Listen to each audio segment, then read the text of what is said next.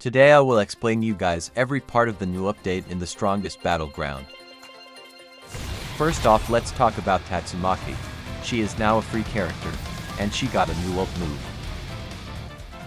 You all probably know about the first 3 ult moves, but let's show them for you guys anyways.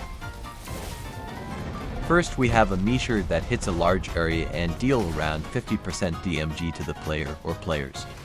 We now have a Rickash of rocks that is good to combo with the terrible tornado, and this small combo can one-shot any player.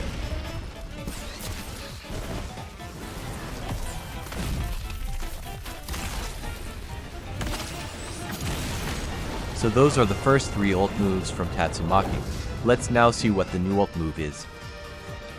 If you don't hit anybody, you can just fly around, just like the 4th base move.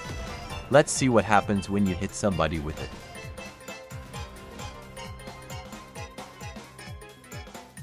You can grab them and throw them to the ground to deal damage to the player. Let's now check out the new character and test out his moves. The first move is a series of punches and kicks in the air. This move right now is pretty hard to combo with unless you use the 3rd move right after the first move.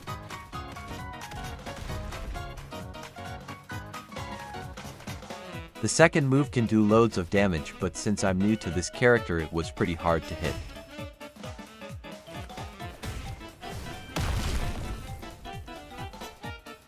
The 3rd move launches you into the air and does a down slam that has a medium-sized area that hits. You can also use this move close to somebody to stay on the ground, but still hit the move.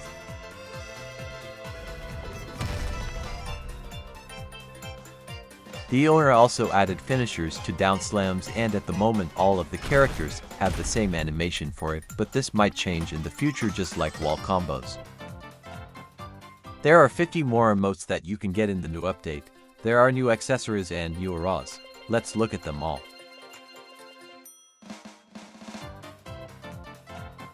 Let's check out the new accessories first.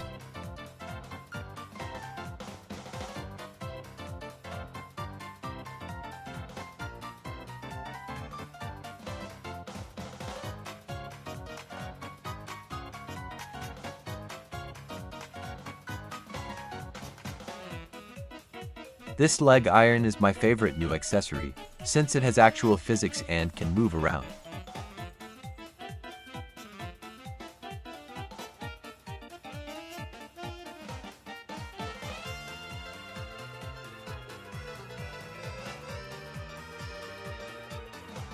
Let's now see all the new auras.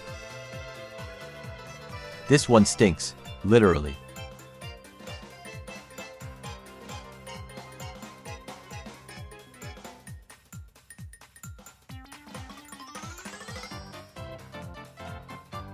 The Shadow Aura is really hard to get, since it costs 20,000 kills to get.